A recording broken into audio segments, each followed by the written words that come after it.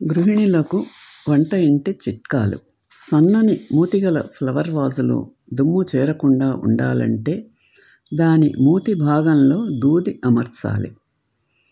కిరోసిన్లో ముంచిన గుడ్డతో తుడిస్తే bathroom tiles, ఇతర పాత్రల మీద పేరుకున్న మరకలు పోతాయి. వంటింటి గట్టు మీద పడిన జిడ్డు మరకలు తుడిచేందుకు పేపర్ నాప్కిన్స్ను ఉపయోగించవచ్చు.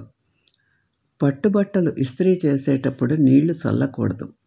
నీళ్లు చల్లితే మరకలు పడతాయి. శనగపిండిలో సగము నిమ్మపండు రసం పిండి బాగా కలిపి దానితో వెండి వస్తువులు రుద్దినట్లయితే కొత్త వాటిలా మెరుస్తాయి.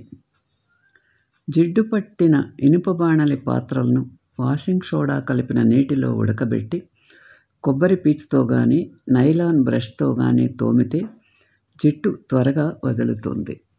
వీడియో మీకు నచ్చితే లైక్ చేసి, షేర్ చేసి, సబ్స్క్రైబ్ చేయండి.